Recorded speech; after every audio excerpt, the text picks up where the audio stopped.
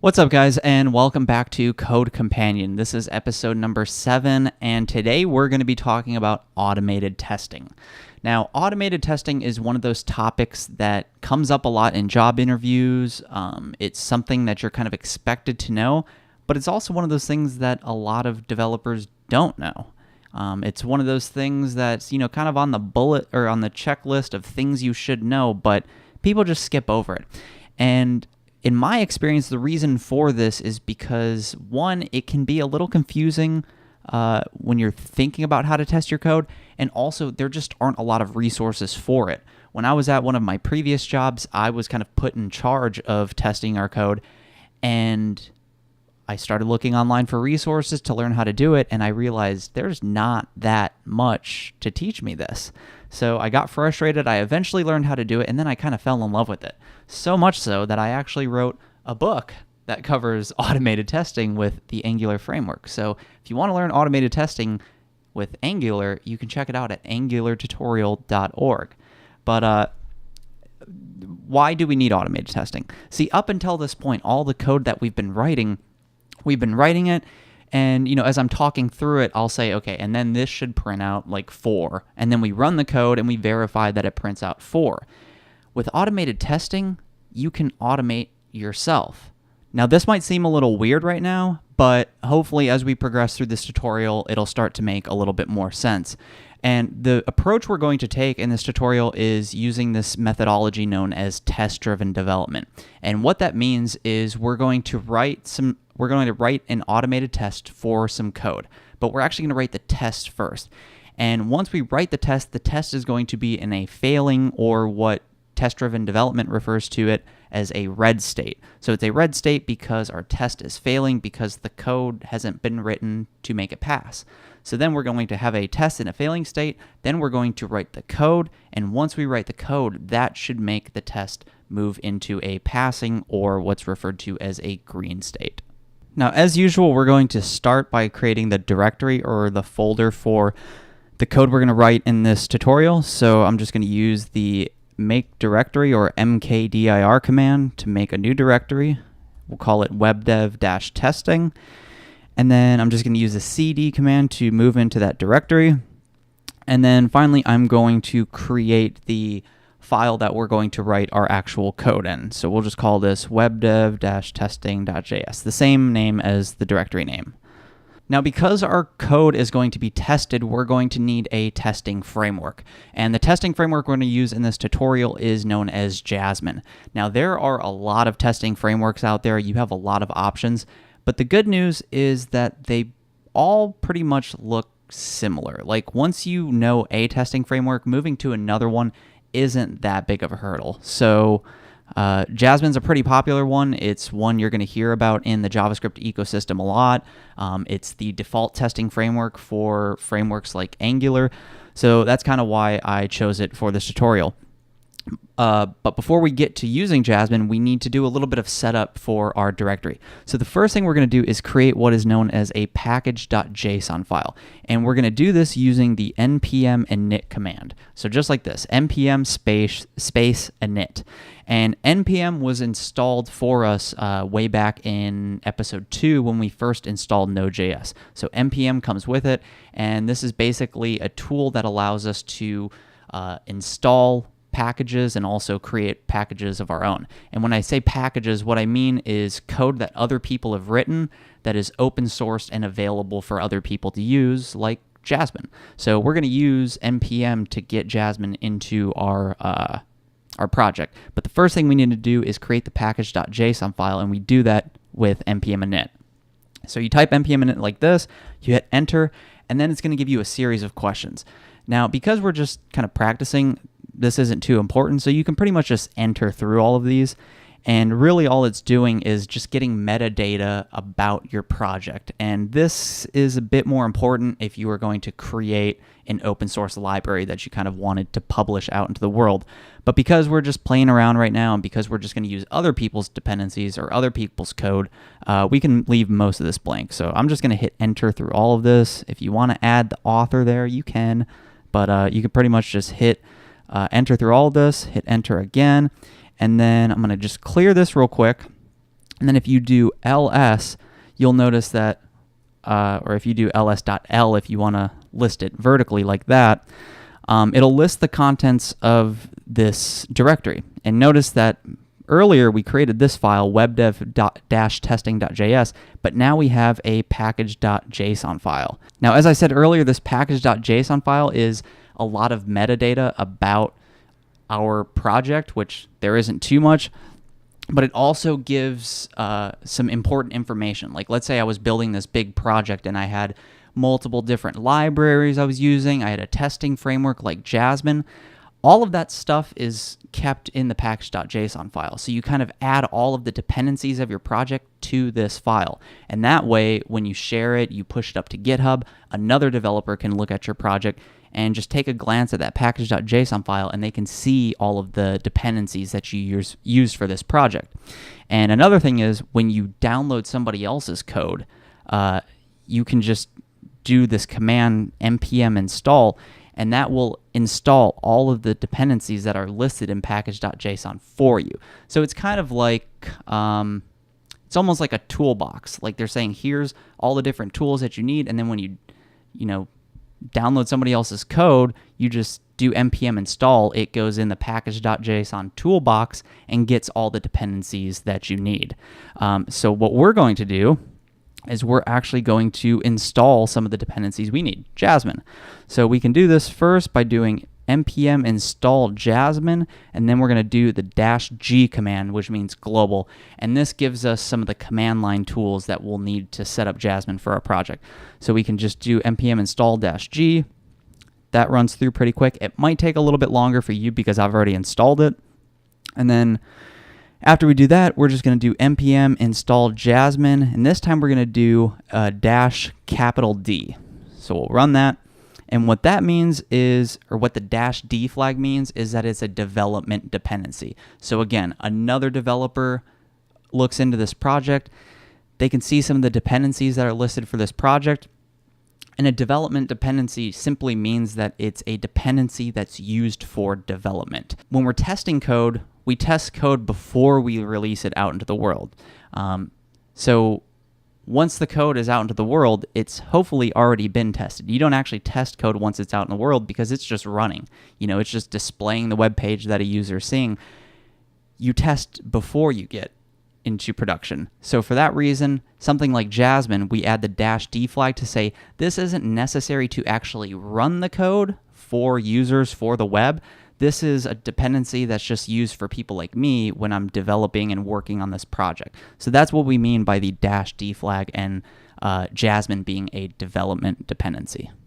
Now that we have Jasmine installed in our project as a dependency, we can now use the Jasmine CLI tool to initialize Jasmine in our project. So we do that using the Jasmine init command like this. So we're going to hit enter, and then that finishes. There's no printout there like there was with the npm installs here or the npm init that we did.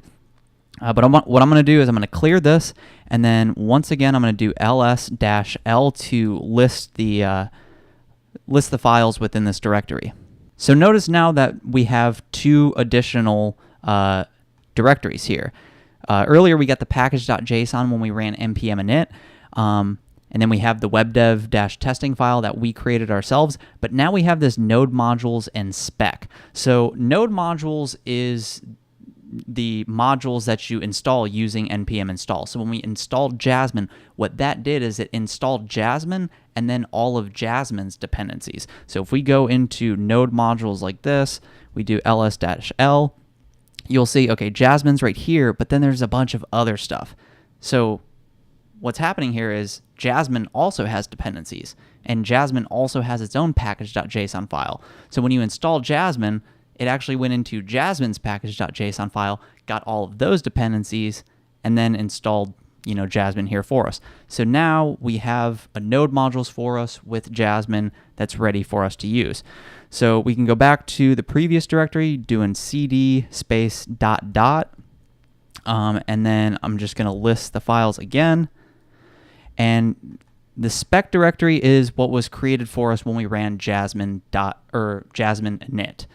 So this spec directory is where we're going to write all of the code that's going to test our code. So this is where we actually write our automated tests. So now that we have the spec directory for our tests, we need to actually create a file for our tests. So what we're going to do is we're just going to move into that spec directory, and then we're going to use the touch command to create a new file, and we're going to give it the same name as our previous file, but instead of .js, we're going to add .spec.js.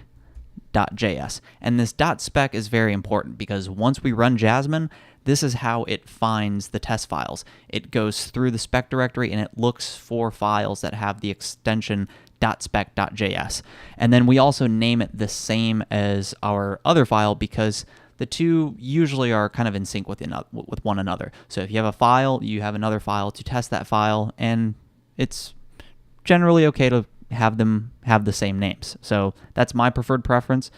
We had webdev.testing.js, and here we have the same file name but with .spec. So you know it's a test file. So we're just going to create that, and then if you do an ls, you should see, okay, there's our file. So we're just going to go back to the root directory, webdev.testing, and now we can verify that that file's in place and that Jasmine's actually installed by running the Jasmine command. So we do that, and it gives us a little note. It says started, and it says no specs found. So Jasmine's here, it's working. We just actually need to write a test for Jasmine to run.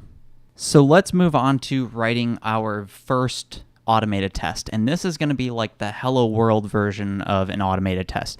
So the first thing you want to do is just open up your directory in Visual Studio Code, and then open up that spec directory and open this webdev-testing.spec.js file. That's a mouthful. So I'm just going to do Command B to hide that, and I'll increase the size of this a little bit. And the first thing you do in an automated test is you start by calling the describe function. And the describe function takes two arguments. So the first argument is a title for the collection of tests, and then the second argument is a function. So we'll start by calling describe. This describe function is defined for us by Jasmine, and we'll just give it a title like a suite, and then we're going to pass it a function in the second argument, just like that. And then within this, you call the it function like this. And once again, you give it a string description of what the test is. And in the second argument, you also give it a function. So we're going to say contains a spec with an expectation like this. And then our second argument is a function like that. So this is the basic structure of a test. And right here is where we write our test code. So now that we have the scaffolding set up for our test, let's actually write the first test. So what we're going to do is we're going to keep this really simple. Like I said, we're going to try and keep it like a hello world example. So what we're going to do is we're going to create a variable. We'll just call it my value, and we're going to set it equal to true. Then below this, we're going to call the expect function. And this function is a function that's provided to us by Jasmine. So within this expect function, we provided what is known as an actual. And this actual, in our case, is the code that we want to test. So for us, it's the my value variable. After this expect, you do a dot, and then you chain it with what's known as a matcher function. So in this case, we're going to do the dot to be function. And within this function, you provide it what is known as the expected value. The expected value we expect to receive from the code that we're testing. So for now, we're just going to put false. So we have expect my value to be false. It kind of reads like English, right? So we're going to save that. We're going to go back to our terminal, and then we're going to run Jasmine. And here we see a list of failures. So it says a suite contains a spec with an expectation, and it has a message. It expected true to be false. And just below that, it also tells you the name of the file, and then just after this colon, it also has the line number. So we see 4. So it expected true to be false. And we see that it's because my value isn't false. So what we're going to do here is we're just going to update our code. We're going to set my value equal to false. Then we're going to go back to the terminal. We'll run Jasmine again. And now we see we have one spec. So it ran one test, and now we have 0 failures within our test suite. So there's our first test, but it's not the most practical, not the most real-world example. So let's now write a test for a better version of the JavaScript date object. And what we're going to do is we're going to create a constructor function that, unlike the date object, which returns a number when you call getDay, we're going to instead create a better version of it that will actually give us the English word or the day of the week in English. So we'll start by removing all this, and then we're going to write a failing test for our code. So we're going to write a test, it's going to intentionally be failing, and then we're going to write the code to make it pass. So similar to our previous example, we're going to start off with the describe function, and in here we're going to put better date. The describe is kind of like the overall code that we're testing within this function. So we're going to put better date up here, add our function after this, and then in here we're going to do a call to it, and we're going to say should return the day of the week, and then we'll add a function as a second argument there as well. So the describe kind of describes the overarching thing here, which is better date, and then the it describes like a specific functionality of better date. So if we had more than just returning the day of the week, we could write multiple test cases here. We might, update the descriptions of them, but now you have multiple test cases that are all related to better date, right? So this is what it might look like if you had more than one test. You just create more and more it calls as you go down with different descriptions that describes the different functionality that it should have. But for now, we're just focused on returning the day of the week. So in here, what we're going to do is we're going to create a variable. We're going to call it better date, and we're going to set it equal to a new instance of better date. So that should be a capital B. So it's this constructor function better date that we're going to eventually write, but we're just pretending like it exists right now. And then in this, I'm going to I'll do today's date. So the 5th of July, 2018, like that. So we're actually initializing it with a specific date. And then just below this, we're going to do expect. Here we're going to provide the actual. So what we're going to do is better date dot get day. Again, this is a function that we haven't created yet, so it's going to fail, and that's intentionally so. So we're going to say expect better date dot get day, and then we're going to say to be, and because today is Thursday, we're just going to put Thursday there. So now we have our test case written, and again, we're writing code here as if it existed. We're saying let better date equals a new instance of better date. But then here is where it kind of gets into the testing code, because we're saying expect this function call, the result of that, to be Thursday. So we'll save this, go back to our terminal, clear that real quick. I'll type in Jasmine, and we get a failing test case. And that's because better date is not defined. We haven't created that constructor function yet, so now let's create it.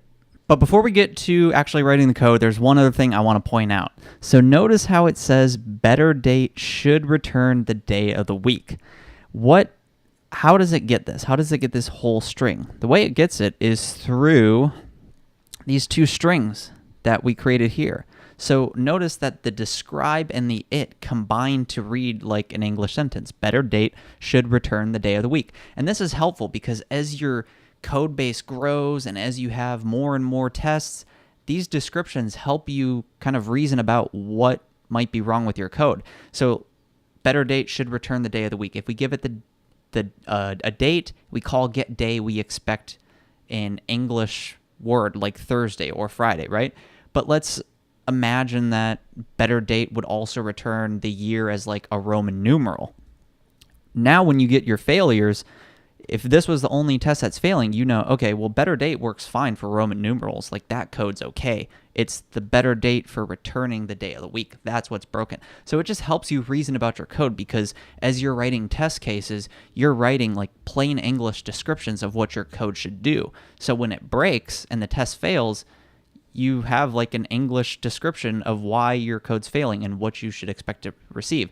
So it's very helpful for helping you kind of reason about your code, because you kind of have to describe what your code should do in plain English and then implement it. So enough of that. Let's actually implement better date.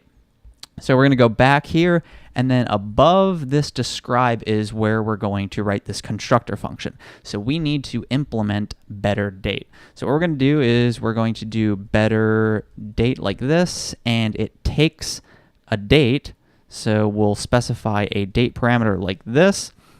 And then what we're going to do is we're going to create a now property, and we're going to set it to a new instance of date. So whatever date they're passing in, we're going to create a new instance of date using the JavaScript date object and set it to this now property. And then below this, we can actually create the getDay function. So we're going to say this.getDay equals a function expression. And then within this, we're going to implement the function. And this should be a little bit familiar because we've done it before. We just didn't do it in a constructor function like we're doing here.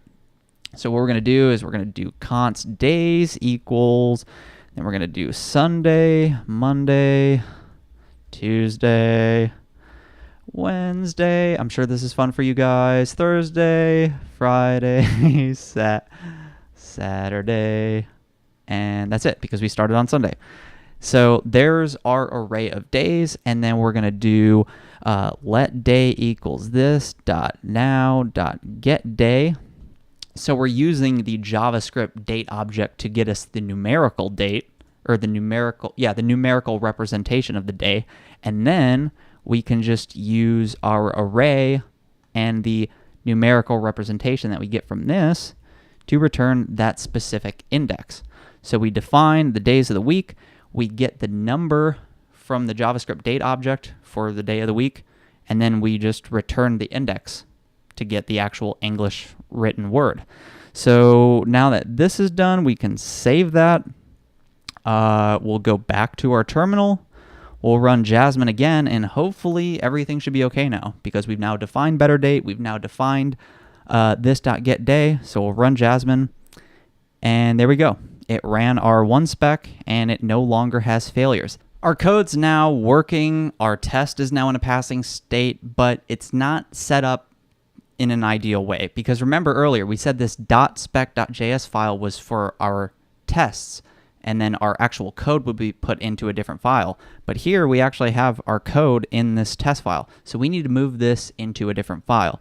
So what I'm going to do is I'm going to hit Command B, and then I'm going to open this webdev-testing.js file, which, as you can see, is empty. And what I'm going to do is I'm going to cut all of this, and then I'll remove these empty lines here. And then I'm going to go over here and paste this in. So now we have our code back in the file it should be in.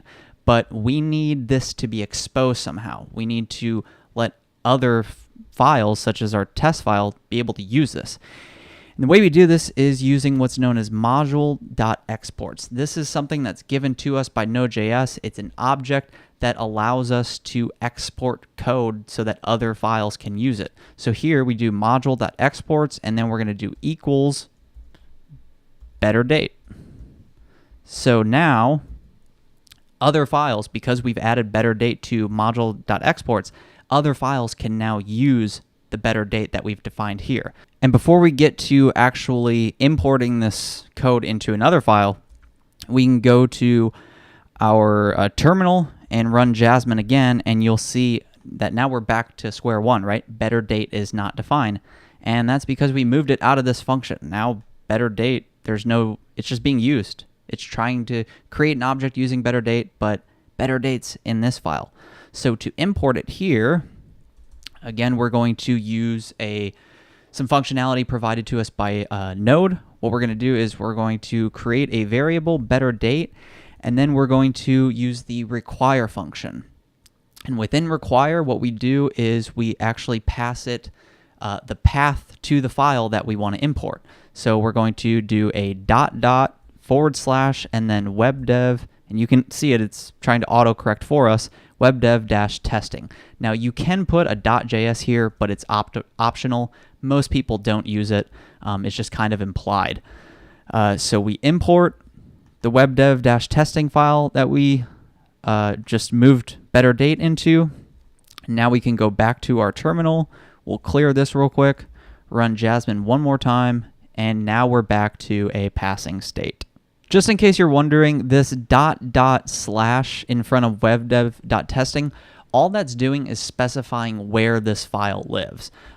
So if we do Command B and we open up the Explorer, you'll see this is what our webdev-testing directory looks like. We have node modules, spec, package.json, and then our code file. Now, if we go into spec, that's where we find our test file, this file right here. So in order for this to import webdev-testing, we have to go up a directory because within this directory, this is the only file. So in order to access this file, we have to go up one directory into this entire thing because this file only has visibility to what's in its directory. So we have to move out of the directory using the ... which gets us into this scope. Now we have access to the webdev-testing.js file. To illustrate this another way, we can do cd spec, and you'll see, okay, now we have visibility into the spec file, the test file, but that file needs access to the code file. That's not here, right? We just did ls-l, that file's not here. In order to get access to that file, we have to do cd --.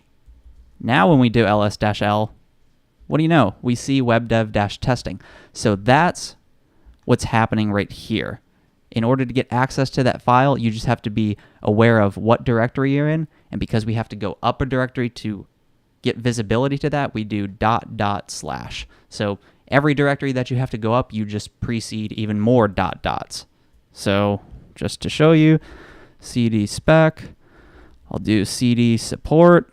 So now we're in spec and support. So if we wanted to go back to, we just do that. So that's all that the .. / means. It just means go up one directory. All right, so it's time to wrap this episode up. We're going to do things a little bit differently than we've done in previous episodes. Usually at this point, I walk you through committing everything to GitHub, and then I also walk you through the exercises. This week, I'm going to walk you through the setup for the exercise, and then we're going to push what's on the blog post. It's going to be the empty solution, but I want you guys to work through it on your own because aside from automated testing, we haven't covered anything new in JavaScript. So all of the code that you're going to have to write to complete this exercise is using all the information we've covered up to this point. It's nothing new. So for that reason, I kind of want you to work through it on your own and see if you've learned everything we've learned up to this point to get this to work. Because the way this works, as you're going to see, is I've written the tests and they're all in a failing state, and you need to write the code to get it to pass. So let's see what this looks like. It says, for this exercise, create another test file in the spec directory. So I'm just going to copy that. We'll go to our terminal. I'm going to clear this, and we'll just paste that. So we created another file in the spec directory. We can verify that. Yep, we have webdev-testing.spec, and now we have our trainer.spec. So I'm going to go back one directory, and then it says, in that file, add the following tests. So I'm going to copy all of this, go to Visual Studio Code. I'm going to close those, and then I'm going to open trainer.spec. So it says to add this in that file. So I'll save that. And then it says create another file in webdev-testing. So we'll go back to our terminal. We're in webdev-testing. Whoops, I accidentally copied that. We'll paste that, do ls-l. Okay, trainer's there. And then it says within that file, add the rough scaffolding for trainer that's shown below. So we'll go here, open up trainer, paste that. And here you see there's an empty constructor function. And then it's also exported. So we'll save that. And then within this file, there's just a bunch of method calls. There's a bunch of instantiated objects. So it says trainer should have a name. Let trainer equals new trainer, and then it calls trainer.identify, and it expects the result to equal trainer is Adam. So there's a bunch of test cases written in here. And if you go to terminal and run Jasmine, you'll see that they all fail. So your goal is to write the code to get all of these to pass. A little tip I put down here, if you want Jasmine to only run the test within this file, you can put an F in front of this. So that just means focus. So it'll only run the test within this file. So if we go back to Jasmine, notice here it says 9 specs, 8 failures. That's because there's, wrong file. It's because there's one test in here, right? So all 8 in trainer failed, but the one passed here. But now that we have the F describe, we'll run this one more time, and you'll see it ran 8 out of 9 specs. So it skipped the one in webdev-testing. So just a little helpful bit of advice when you're working with Jasmine. If you want to just focus it onto a specific test case, you can even do it with a specific spec, like an it right here. So if you just do an F before that it, go back to our terminal, run Jasmine, it'll only run that one test. So that'll be helpful for you if you just want to isolate one specific test case, just work on that and not have all 8 failures print to the screen. You just have to remember, once you go back to run your test, you have to get rid of the F. Otherwise, it'll continue to only run that one function. So save that, go back to our terminal, verify that it's running all of the tests again, and it is. And then now I'm going to go to GitHub. Okay, and then once you're in GitHub, you can just create a new repository. We'll do webdev-automated testing. We'll create that repository, and we'll go to our terminal. We're going to do git init, and then we have a lot of files this time to add. We have quite a few. Then we're going to add all the files using git add period. We'll do git commit, add a message like add automated testing. And then we're going to copy this little command here to link our repository to GitHub. And then we'll just do git push origin master. And then I will have to do my login. Whoops.